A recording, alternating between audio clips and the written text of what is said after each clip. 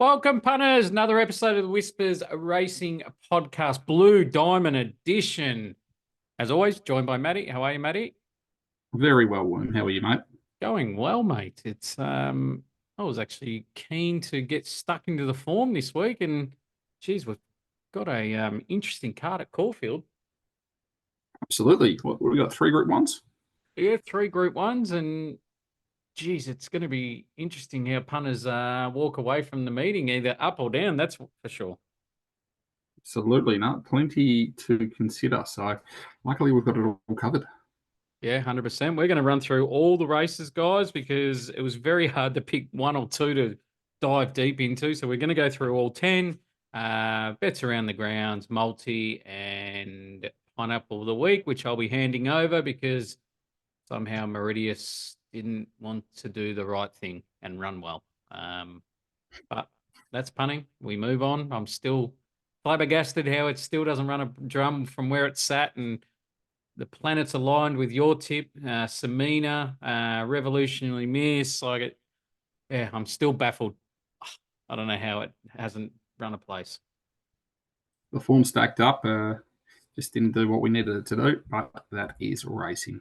That is, we found a couple of winners for you guys, so hopefully you got something out of it. As always, I didn't back the ones in Sydney, and they won nicely. So good day all round, I thought. But as always, guys, if you're a first time listener, welcome. Hope you enjoy the show. Please subscribe to our YouTube or any podcast platform that you listen to. If there's a podcast platform that it's not on, please let me know and I'll put it on there. When we find you winners this week, please head over to Spotify. Please rate our podcast because everything we do is for free, no paywalls. It's all no hidden paywalls whatsoever. We do it for the love of it. So as an appreciation, all we ask for you to do is go and rate our podcast. And if you have, we really appreciate that. We want to just grow the community. If you want to join our WhatsApp, please DM one of us, mainly on YouTube, so I can put you straight through via WhatsApp in WhatsApp. Join the community, plenty of fun. Recap our community. I know we're going to piss in this bloke's pocket, but a bloke that loves his NBL tipped us the MVP.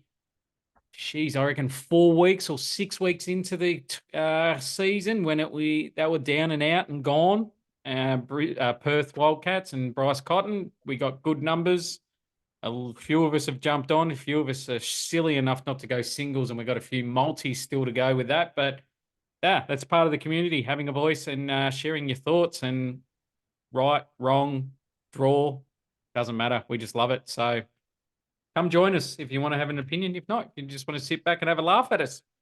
By all means, come and join us. But it's a lot of fun. So let us know. Talking points this week, mate. It's a bit sad that during the week we lost Very Elegant to giving birth to one of her horses, and unfortunately both have passed away. Yeah, it's very sad because she was a real champion of the turf. Our Very Elegant, Matty.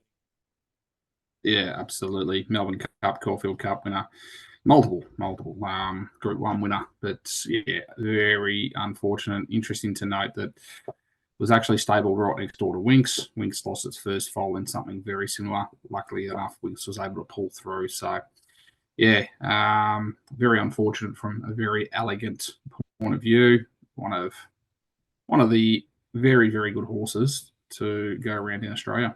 Yeah, 100% champion of our turf, and very sad. Feel for the owners. Um, yeah, she's just going to be remembered the wrong way, I reckon, because of going overseas. And it's funny how they drop it on social media when something like this happens, and it's pretty sad because, as you said, Matty, Caulfield Cup, Melbourne Cup winner, placing in a Cox Plate, she is elite, and it's sad to see her go. I don't know if anyone was living under a rock on Saturday. Jimmy Starr went round at $1.25, and yeah, I just thought this week the media that it gained, the traction, I thought was just well overhyped and played. Your Uh, well, Personally, I was watching Kabling on the rails, not the place to be during that race. But yeah, when I was watching the replay, look, I understand what Kieran Ma was saying. Craig Williams didn't ride to what they'd agreed to, so he was disappointed in the ride. So I understand that. But look, maybe if it wasn't a $110 shot that beat it in Macram, then it wouldn't have got as much attention. Still thought it was a very good run by Jimmy Starr. Just got done on the line. Yeah, it only went down by a head, and that's why I thought it was overplayed. If it was beaten by 3 lengths, I'd be, yeah, probably joining in the burying of Craig Williams. But beaten ahead, what I and you make a valid point. It wasn't the instructions at all. It wasn't even talked about going forward. Um, but I kept hearing, especially from the owner, oh, it's never raced forward. Well, it's that 3 wide no cover at Cranbourne when it won. So don't give me that shit that they want to go down that path. So it has raced in a forward position. Um, he's given this every chance, I thought, of trying to win by pushing forward because they did let up and he was stuck 3 or 4 wide. So, you know what? He's got a credit for using his brain and going forward. If he goes back to last, does he even win the race? We don't know. So I think we just got to lay off a bit. Yes, he was $1.25 odds, but if he goes back to last and runs a flashing third, are we talking about how bad the ride is? I don't think so. I don't think Kieran Maher would come out and go, no, he's ridden to instructions. Of course not. He wouldn't defend him. So, yeah, I just think it was a bit overplayed and unwarranted. Went down by a head, and yeah, maybe it's just an overhyped horse. I don't know. I don't know. We'll find out All-Star Moldo where it's at. So it's funny how that owner is in the news again for jockey bagging. So interesting. It's funny how SEN Track give him the platform to do it as well. Which is quite interesting, and I don't agree with. Last point, I'm going to be positive about Caulfield. Get to Caulfield, guys. It's absolutely free via Sportsbet. It's going to be a cracking day, so get along to it. It's free. So what more do you want other than probably overpriced food? But no, get to Caulfield, guys. Support it. Yeah, Horace Grant, Scotty Pippen, Luke Longley are going to be there. So I'm hoping to get a photo with the Lakers legend in Horace Grant. And yeah, that'd be quite a laugh after a couple of sherbets in. Futures tickets, we know where we're sitting. We've done 5 already. So we're sitting with 25 on Bold Bastille. Who's running? Correct, Matty? I haven't even checked. Yes? No. Is it? No, I don't think so. No, it's not. Okay, we've done our money there too. So we've left with $70. So we've got 15 on Maltese at 21s and 55 on Bodyguard at 5s. We'll preview that race in depth. So we're sitting nicely. Would be nice if we had a couple of more in there, but it is what it is. Track stats, rail 4 meters Caulfield. Now, if your memory is correct, normally rail 4 meters Caulfield is dynamite leaders track. And it's always played that way. It's been a hot week, lots of hand watering going on, which is quite scary because that tells me it's going to be mad bias. A lot of overwatering. So one thing that's stuck in my mind though, when track managers were on RSN a couple of weeks ago, the track managers were very vocal on rail in run bias, and they don't like it. They don't want to see it. So my theory is they're going to water the inside to a couple to one, maybe downgrade. So if the whole track's a good 4, it'll be a soft 5. Those rails 1 and 2. They did it the other week that I noticed at Caulfield. So keep an eye on it. I think lanes 3 to 7 will be the A spot. Maybe late in the day it evens out. But yeah, just keep an eye on it. It's really scary. I love Blue Diamond because it's always mad bias, but I think we're going to have to work with a really inside sort of disadvantage here. So stay tuned, watch and act definitely because, yeah, if it's that, could be finding some winners.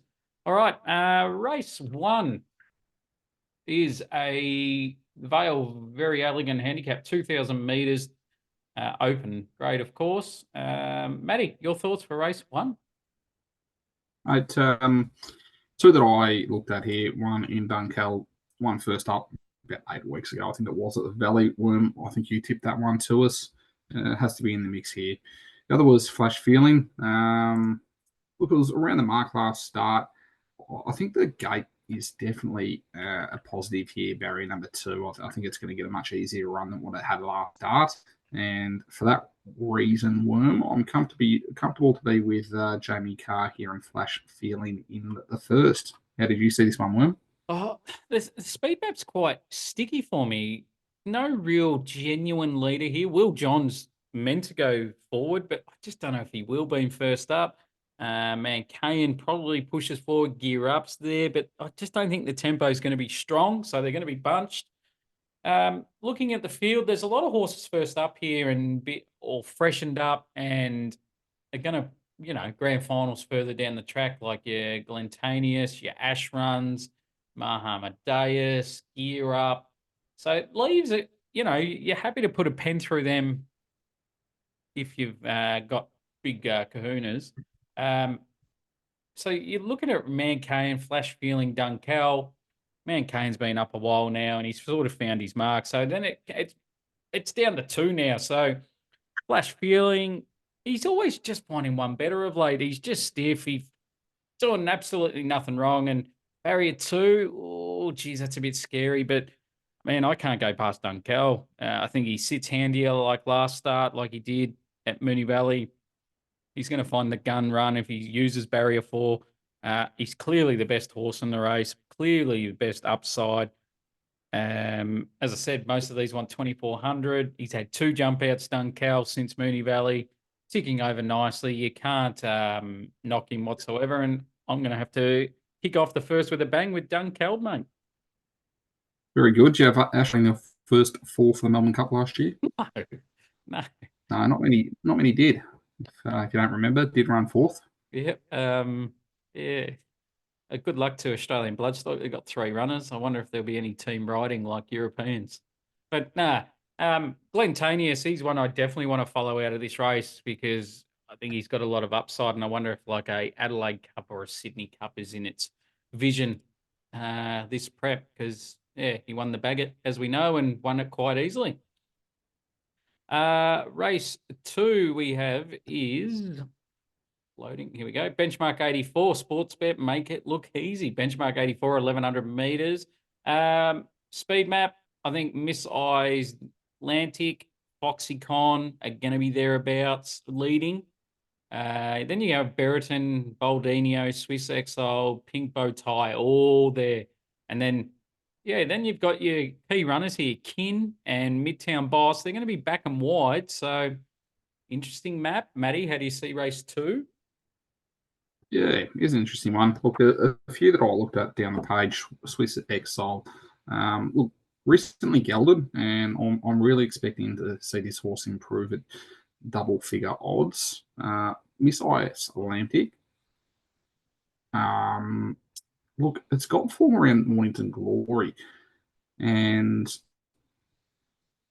I can't rule it out here. And I think it's around $9-10 at some value. You got Hanchy coming across from WA.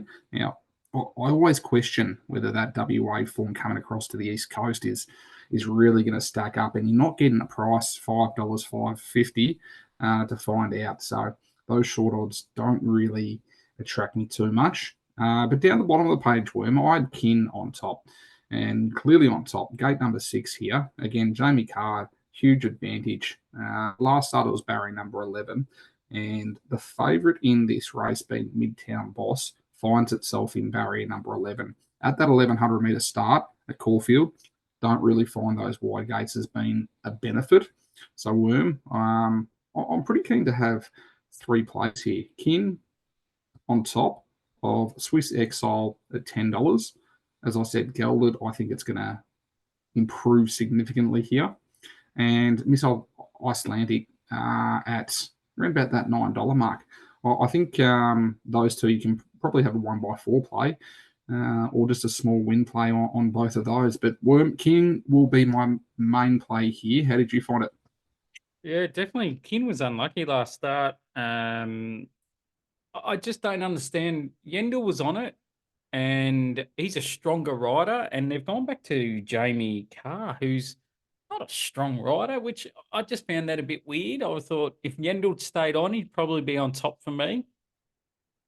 Barry 6, oh, it's just going to be a bit sticky for it. It could be where she goes from there, but if the sees apart, it's definitely going to be flashing late.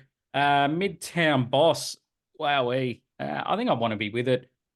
If it's not a mad bias day and they're running on and it's even, yeah, I think Barry 10's nice. He can just sort of be about midfield, and I think he's the best horse. Map, yeah, but last start watching him, he sort of just wobbled when he got to the front. And I don't know if that was just second up after a gap between his first up run. I'm hoping that was right. And yeah, I think if he's improved off that, he's clearly marked favourite. And yeah, I'm pretty keen. $3.10.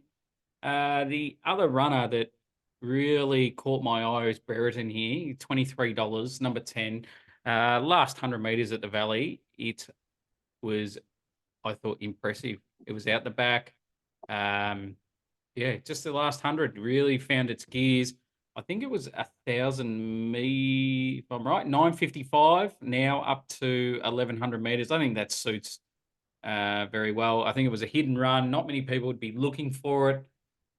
So yeah, pretty keen. Midtown Boss, Kin definitely going to be going in for second for me, and I think Brereton odds for third. But especially with what you've mentioned with Swiss Exile and Miss Icelandic, Matty, I think there might be a few first fours, Midtown and Kin to win, and all those to run second, third, fourth. Yeah, Yeah, definitely find a bit of value there. definitely. Interesting how we see that. Race 3 is the Sportsbet Angus Armanasco Stakes 1400 Group 2 3-year-old for the fillies. The speed map. Now, I got Sparkling will be leading this. Again, depends on this inside where they sit. Sassy Boom, I think, will sit outside leader. Bit worried here. Sarah Nana and Halle Miss, where they're going to be sitting from barrier 7 and 8. They could be 3 wide, no cover. Rocking the Boat from 1 should kick up. Autumn Angel from 4. You would think they'd use it, but wouldn't surprise if they sort of sit midfield worst. And that is basically about the main ones. Matty, how do you see race 3? Really, only one that I wanted to play here, Worm, and that's Autumn Angel.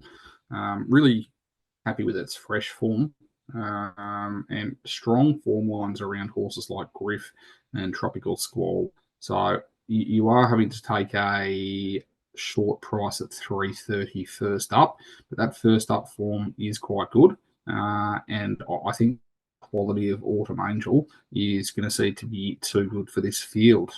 Worm, how did you see this one? Yeah, Sarah's Anna and Autumn Angel, best horses clearly. First up, fitness, where they're going to be at. That's the only issue I've got with them, but definitely can win. Autumn Angel runs anywhere near its figures what it did first prep, or second prep, sorry, it would be winning quite easily. So definitely got to respect Autumn Angel. Sparkling, interesting runner here. I know he's only coming out of maidens and class 1s. But you go back 3 starts ago, finished 2 lengths off Otago, finished 4th in the CSA Stakes last week, broke its maiden, and then last start, yeah, Sandown sitting on pace, 1400. It's a big ask to go to Group 2, but this is not really Group 2 level, but especially the top 2, they are definitely up to Group 2 level. Interesting runner, so glamorous. A lot of people see on the video replays, it might have been just average, but kept looking at his head, and his head was really trying to get on its side, and I'm surprised no headgear's gone on for this horse.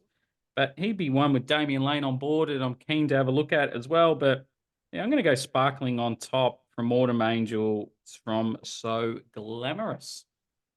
Right, race 4. Well, my internet kicks over. Race 4 is the Sportsbet Zenitive Stakes. Jeez, after previewing all these, matey, you would think Sportsbet a sponsorship at Caulfield. Geez, I wonder what they paid to get their name on just on every race. But anyway, race 4, it's the Zenitive Stakes, 1,200 metres, 3-year-olds, Group 3. Speed map. I've got Hello World kicking up from 2 and leading. Ryoki from 7, I think is going to hunt up and try and find a nice spot. Brave Mead from 11. Now, I don't mind that. He can probably sit 3 wide, no cover. It's only quarter turn. The inside's half off. I think where he finds is going to be beautiful. Maharaba and Legacies are going to be beautiful spots behind them. Pivot City, he can probably sit on the arse of Brave Mead. Wolfie, Shy Light, and Don Corleone, I think, will be out the back and just looking to go through the gears for a first up. Matty, your thoughts? Look, you can make a case for Brave Meave, Maharaba, Don Corleone, even Shilite. All of those have been racing well, whether it be last preparation, Brave Meave this preparation, good win first up. Look, I probably see it a little bit tougher from gate number 11. I think you're right, Worm. I think it's probably going to go forward, maybe find a slot. Otherwise, it's probably going to be sitting 3 wide, depending on how Blake Shin wants to play that. For those reasons, Worm, I'm actually going to land on Jamie Carr again. I think that's 3 out of the first 4 races, which, yeah, I know, mate. But Legacies, I think there's a whole lot of improvement to come from this horse. I know it showed a lot last preparation and then probably disappointed a little bit. But from barrier number 6 here, I think it's going to have those few horses to go forward. It's going to get the prime position and be doing very little work. And the acceleration this horse does have when it does get a run into the race, I think is quite electric. So for me, mate, at the price, 850 Legacies. How did you see this one? Yep. Yeah, Legacy's the interesting runner because it paid $4.40 against V8 first up last start at Caulfield over 1,200 metres. And every man and his dog wanted to be on it second up at Flemington. It sort of just wobbled a bit. I think Moody was quite critical of the ride second up against Griff. And then I think Motor would come to an end, or 1,600, just not quite ready yet for it. Yeah, definitely. I can see why you've landed on it. And at the price, $9 and $2.70, why bloody not? Why? I think the negative for Brave Mead here is, why is it staying at 1,200 meters? I can't understand it, especially what it did last prep and what distances. I think what it did last start is just enough to be winning this. Second, King Colorado. Third is Party. We know what King Colorado did last week. I think it ran second in the CS Hayes. So I think it's just got to repeat that performance. Like Shin stays on, I think that's a massive tick. So yeah, I just can't see how they beat Brave Mead. I think it just needs to repeat that. Pivot City, he was unlucky last start at Mooney Valley. Just got no luck. The second horse came out and absolutely pissed in on Wednesday. So that's good form.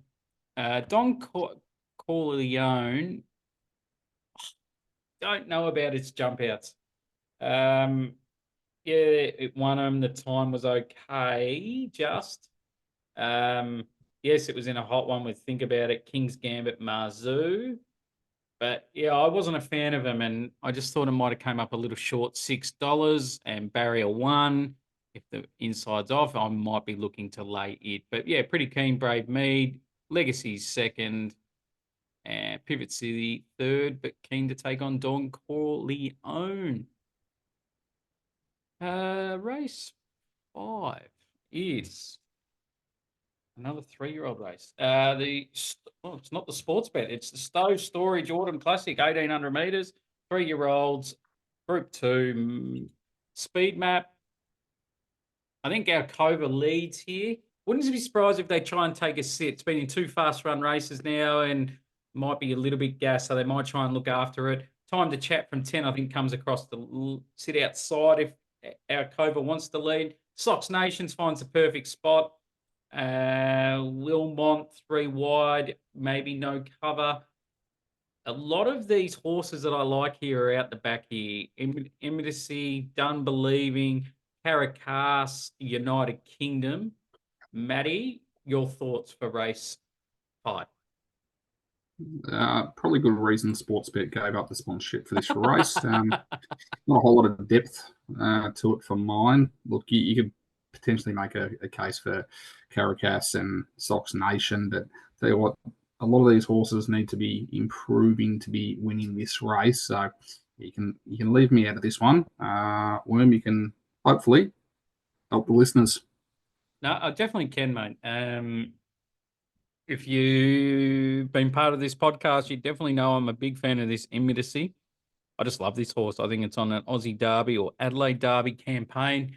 Just worried about the trainer, what they might do. They might absolutely cook this horse, but no, it looks a very nice horse. I hate the map for this horse. Barrier 3, they're going to have to be pretty good here. With Luke Curry on board, he's riding absolutely well. He's going to have to be switched on here because he could be really 3-back defense if he's not careful. He's won at Cranbourne, tight turning track, bit like this one at Caulfield. So I don't think I have any issues with the track.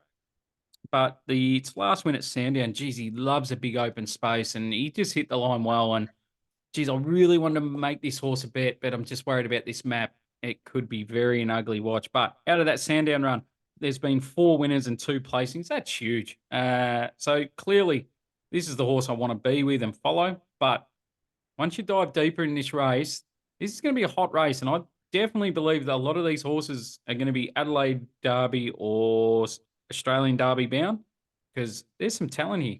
Our Cova, I thought, is a bit of a value play here if you like it. Huge overs, will lead. Last start, it was in a very fun, fast race. And you watched the last 100 metres, it wasn't going anywhere. He was still there fighting it out. The 2 horses here, I normally don't like horses out of maiden grade into metro grade, but I think these 2 might have some sort of ability, and I think one might be better than the other. But I think Caracas and United Kingdom, both big watches here. Caracas came out of, I think, the Pakenham maiden, won nicely, sitting near last, hit the line well, and United Kingdom, this SP'd, I think, $1.30 at Geelong, and Benny Mallam just had the arrogance to put this straight out to last and still win. I was dumbfounded by the ride, and I think this horse oozes a lot of talent. Gone to the jump out since United Kingdom, and it had Gold Trip covered, which, I don't know, they're only jump outs, but, I thought he covered himself quite well, and there's no Gold Trip in this race. So I'm going to lead with Immediacy on top with my heart. I'm going to have United Kingdom second. I think you can both play those, and we might find a result. Well, I mean, interesting to see Immediacy has got the blinkers on first time. Yeah. Also note that one of the owners could be giving Luke Curry a bit of a spray come Monday morning. Oh, mate. Don't say that. It's $1.01. It's got the setup. It's got the setup, doesn't it? Yeah, it's got the setup to be. I think he'll be on at about 11 o'clock Monday, coming off the long run. But and you just touched on a really good point. Blinkers going on imminency when it's not a grand final. I find that very weird. You see the good trainers leaving it until the last run or their grand final, and have they put this on too early? I don't know. That confuses me a lot why they would put it on. But hey, not going to quit their trainers, and I'm just a regular guy having a crack. Race 6 here. I was going to say something else, but I won't. Race 6, the Carlton Draft, Peter Young Stakes, 1,800 metres, Group 2. Plenty of good winners come out of this and go straight into the Australian Cup.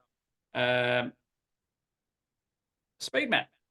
There's no genuine leader here. This is scary, scary stuff, and this is why it's probably going to leave me out and not have a play. But we'll talk through it. Bound Declare probably can lead. Loft maybe can lead. El Soldado, Ado, Dado can push forward. Zanzella, Unusual Culture pushed a little bit forward last start, so he can. Championessa, Barrier 1, will they want to use it? Foxy Cleopatra would love to use it from barrier 2, but I don't know if they want to or the force will want to. Real sticky speed map. I don't see any records broken up front. Matty, how do you see the Peter Young? Yeah, look, you got a few horses coming back. Couple of horses, like Loft. I think you probably want to wait till it's had a few more runs. The two worm here that I wanted to focus on were Campionessa, the one coming across from New Zealand. Finished just behind Zagato. Sorry, Legato, not last start. And this race has definitely not got a Legato in it. So I can see how it's wound up at $3. Now, if you take into consideration the hot weather that we have been having in Melbourne, I can't see this track starting any worse than a good 4 track. And wonder if Kieran Ma would like to run Gold Trip first up on a firming track. So wouldn't be surprised if Campionessa starts closer to $2 with a potential scratching of Gold Trip.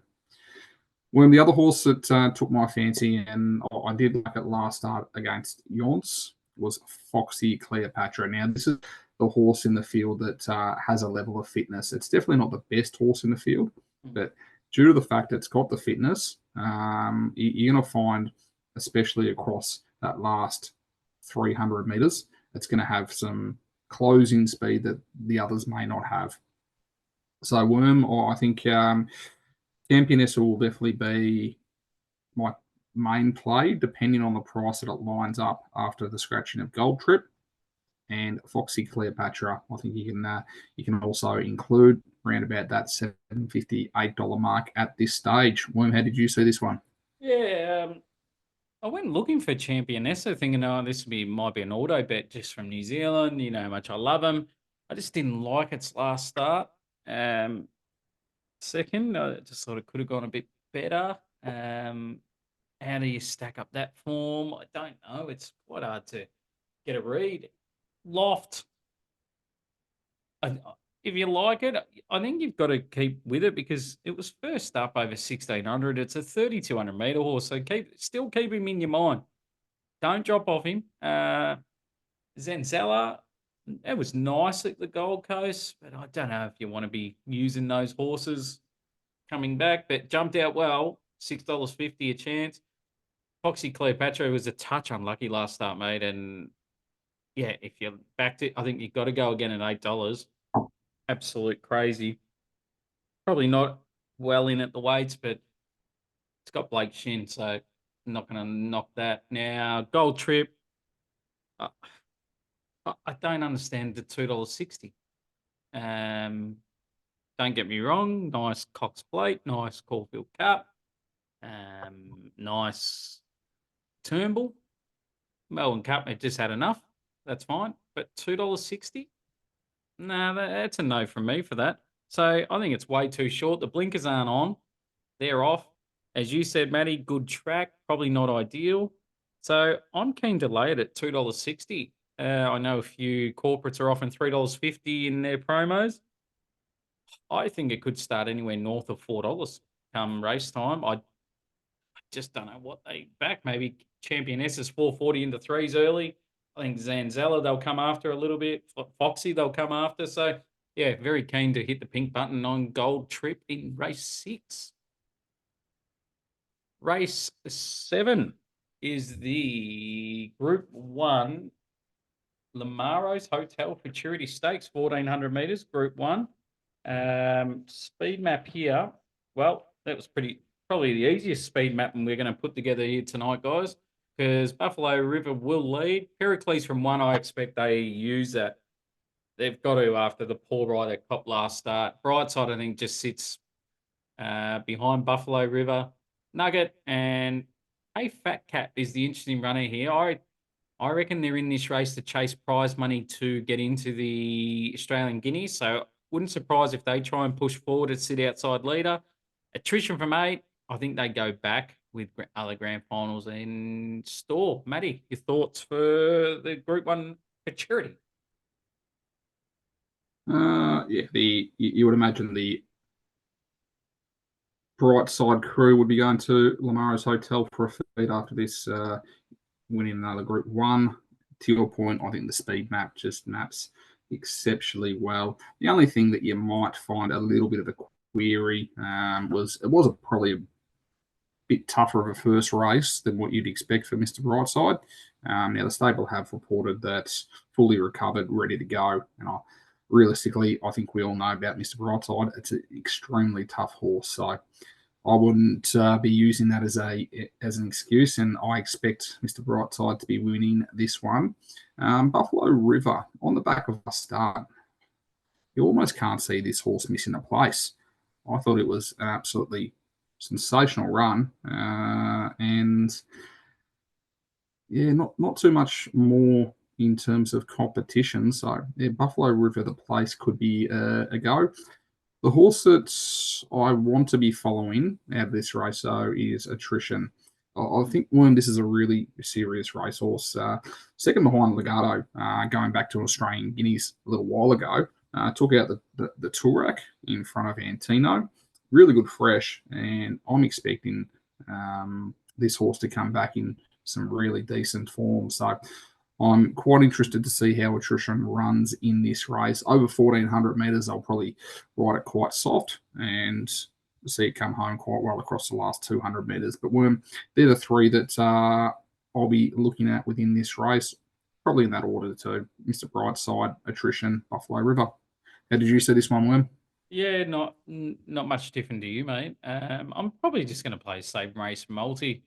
I'm just going to go Brightside to win and Pericles to run top 3.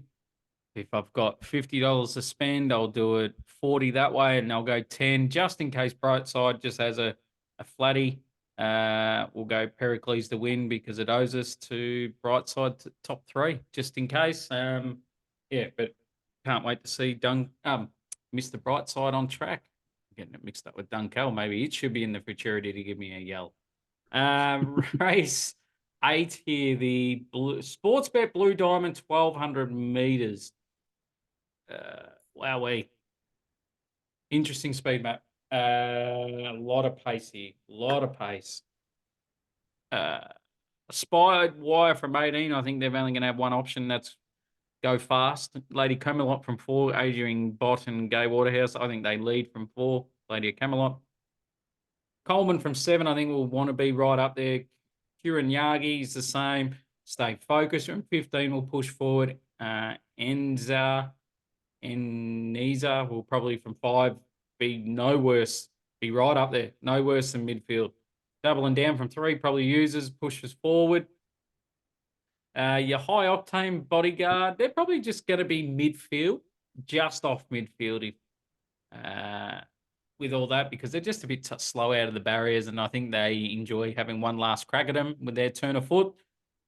Other than that, it's a very, very fast race coming up. Matty, your thoughts in the Blue Diamond?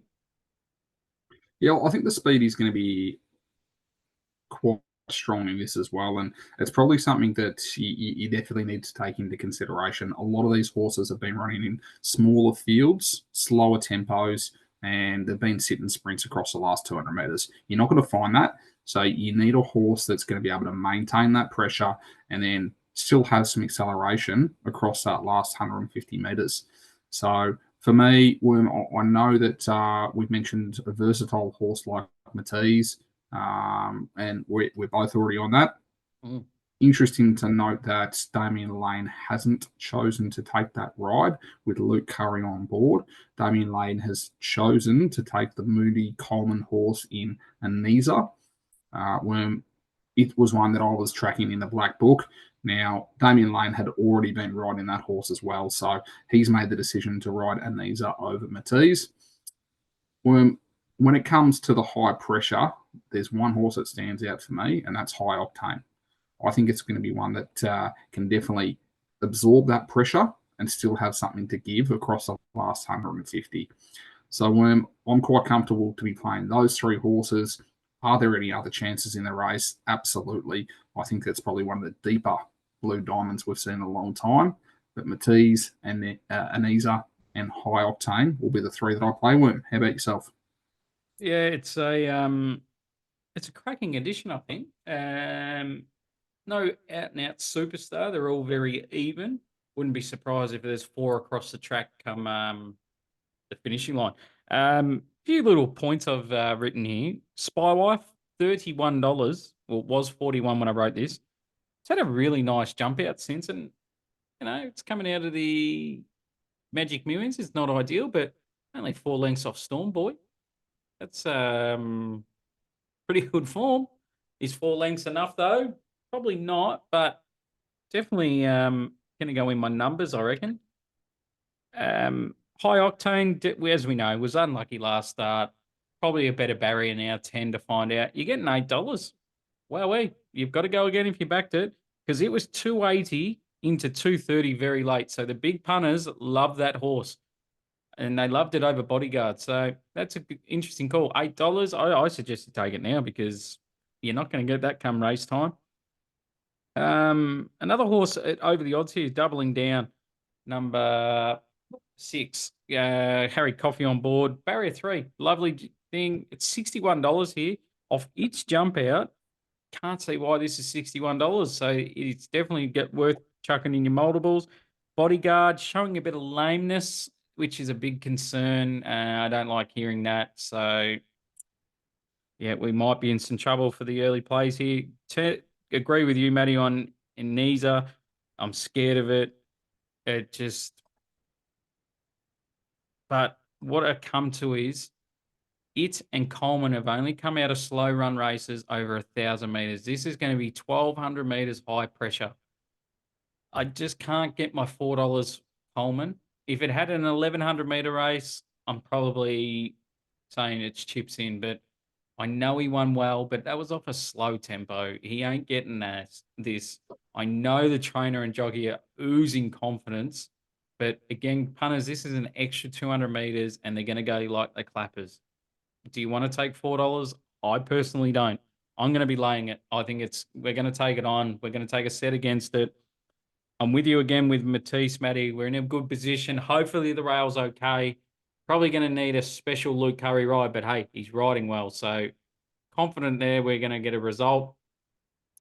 So I'm looking to play a few first falls here. Spywire, doubling down, high octane, Anisa, multis, and we'll throw in bodyguard just in case it's no issue with the lameness and it was just a mishap. Race 9, trying to load it up. We have the Group 1. Is it sport? It is Sportsbet Oakley Plate, 1,100 meters, Group 1. Good race. It's interesting. I say good race. Potential, yes, a good race. On what we've seen out of these horses, it's not a cracking addition. That's just me. Probably going to get my haters here, but on every potential of this horse, it can be potentially a great race, but I don't know. Speed map, Brundanel from 6, I think leads. Najim de Sahel comes across and sits outside. Hypothetical, I think will sit 3 wide, no cover, even pushing forward. Sharippa from 13 is probably going to be 3 wide, no cover. Ashfura from 11 is going to probably slot in behind all these and just try and get a run at him. Recommendation kicks up. Q-Man from 2, probably be behind the leader on the rail.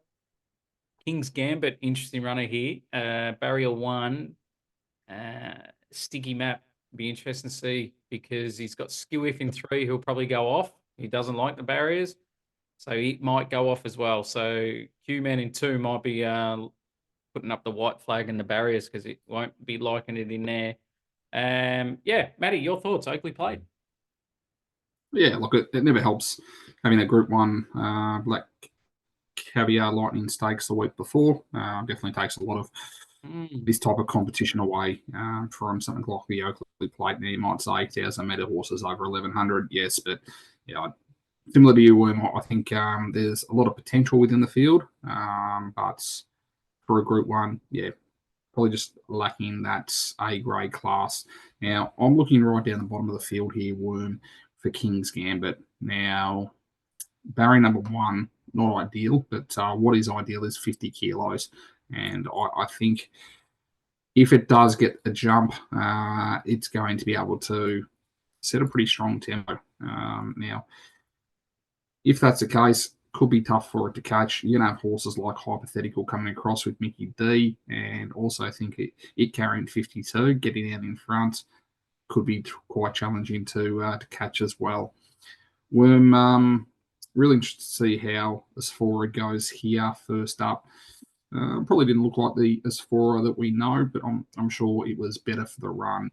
So, Worm, for me, I think King's Gambit is the play. 440 isn't that attractive. Find a little bit of value through a horse like Hypothetical. How did you see this one, Worm? Yeah, I've got a Hypothetical on top. I thought he was huge first up. Um, I know they were saying it was a slowly run race, but I thought it still went. I thought they went still pretty quick. It gets a 4 kilo swing on most of its rivals here. If you're a weights man, this is playing in your advantage. Hypothetical. $15 and $4 a place, 52 kilos. I'm going to be with it. Um, King's Gambit jumped out good. I liked it, but barrier 1 and this map is a complete disadvantage for me. I'm going to lay him, especially if barrier the inside lane's off.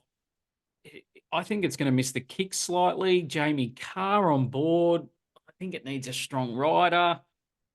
Man, I could be red faced here with Jamie Carr. I could be in a lot of strife, or I'm going to be 100% right the whole day. But yeah, just a tricky map. 460. I think you're probably going to get a nice price. If you're a trainer listener, Benedetta's worked the best it's ever has. We know potential it has. Chain of Lightning wins. I'll dead set leave the track nude because it owes me that much money from last prep. Sharippa and Skewiff, they're the two that have jumped out really well, and these are two that'll be going in my quaddies. We know what Sharippa's been doing, and Skewiff, I was talking up this horse last prep and giving it big pushes. Ashfora here, I was keen to take this on and thought about laying it, but I watched it. It was only coming off, I think, one jump out into this prep. I'm just double checking. Yep, it's only had one jump out. I thought it went okay. And then in the Rubiton last start, like he was in front a long way down the straight and they weren't getting to it until Callis, went into overdrive. You got to respect the SP, I think. It's $1.80. That's now you're getting 650. So if you backed it at $1.80, you gotta go again at 650. Crazy not to. I'm gonna give Ashfora a chance here, but I'm gonna have Hypothetical at odds. Ashfora a second, and Shariffa and Skew Whiff third and fourth as my multiples. Race 10. After a long, long day at the Heath, we're gonna get there. It is the Group 3 Catanac Jewelers Mannerism. What a horse that was. 1,400 metres. Group 3 for the 4-year-olds plus and mares. Speed map. Oh, real tricky this one. I'm going to have to spend more time on this. Vasilia, I've got leading. Rhoda Taki from 7, I think, will come across with running by. So I think the pace is going to be on early pretty quick here. Just these horses trying to find their spot. Revolutionary Miss from 9. Forbidden City from 4 can really find a gun spot here. But then you got your back markers here. Shuffle Dancer, Barbie's Fox, Internal Flame. What do they do from 8? The Grant from 1. Interesting barrier. Matty, your thoughts to round out Blue Diamond Day?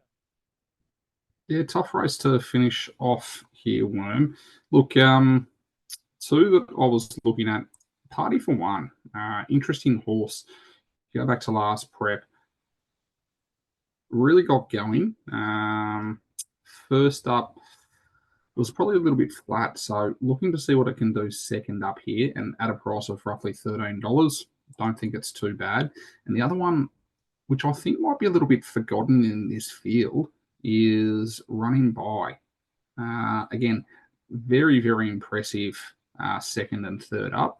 And last start when it started at $1.85, definitely disappointed. But I think $8 is more than a fair price within a field like this. So they're probably two that I'll be taking a look at in the last, but very even race and not one that I'll be diving too hard into. How did you see this one? Yeah, the one thing that stood out like dog balls here was the Grant barrier one. It's gonna have to be smart from Damien Lane. Not questioning he gonna be on or off here, but never hasn't really sat in a.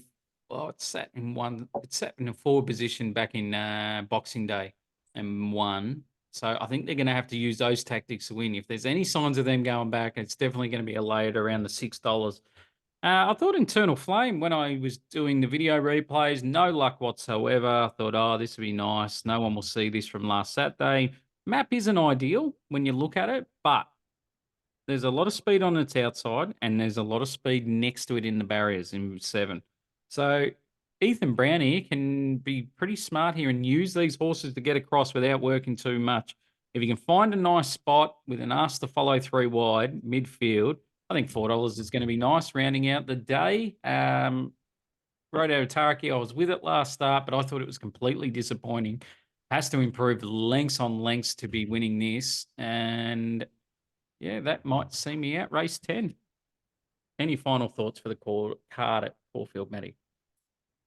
No final thoughts, mate. Definitely looking forward to it. It's a very good addition of the Blue Diamond Day. Yeah, 100%. Looking forward to it. So, yeah, be a cracking day. Hopefully, we found you plenty of, well, helped you in the right direction. That's the main thing. Put you in the right direction. Bets around the grounds, Matty. I'll kick things off. Pretty confident with this one. Morphettville race 7, number 11, the map. Now, if you're a regular listener, we know what happened the run before its prep. Ben Price, you're in my sack file, and I'll never ever have anything to do with you again because that was a stinking ride we copped before its spell. Still not over it. I think you can all tell this. But came back first up. I completely missed this first up, and I'm kicking myself because it sat near the rear, took off early, won nicely. I think it was around 2,000 meters up in distance. This will suit. Probably finds it toughest competition, but I think this horse has a lot of talent to be winning this. $2.30. I think we'd be looking for this on Adelaide Cup Day. The map, race 7, number 11. The map, $2.30. And round things off, I'll go Rose Hill, race 7, number 1, Zoo Gotcha. Love this horse with Charles in Sydney. Love the appointment J-Mac goes on. I think we've forgotten about this horse because we were talking about this horse in an Everest slot. Well, we weren't. The media were. So got to keep that in mind. And looking at its jump outs, it hasn't lost anything. So I'm happy to be with it. I think it's found the right race to kick it off, and that's around $5. Race 7, number 1, Zoo Got You. Matty. Very good. Around the grounds, mate. Parramatta Cup up in Sydney, race number 5. Canberra Legend. First emergencies, there's been a few scratches, so we'll definitely run. I think it's definitely a good each way chance there. So I backed it before last prep, and it was disappointing. All reports are that trials have gone exceptionally well, and Jockey is very, very keen that it's going to have a good run on Saturday. So I'll definitely be having an each way plot on Canberra Legend in race number 5. The other one, just worth mentioning, the community highlighted this earlier today that Infinity is running around Canterbury Park on Friday night over 1,550 metres. Now, it's also running around with a Marty. Now, we tipped a Marty at the last start. We thought it was going to map a lot better. And a Marty around about $12 ran second. And thankfully, we did have it for the place. So I think Infinitive, I think they've got barriers number 3 and 5 or something around those. I think Infinitive finds a really good race here. Short in the market, so has definitely been found. Not much depth for this race. So I'm keen to be with Infinitive here, Worm. Muddy will still definitely run a good race, but I do have Infinitive in front of it. Beautiful. And that rounds you out. Rounds out the round the grounds. Beautiful. Multi, we didn't collect, probably because of me.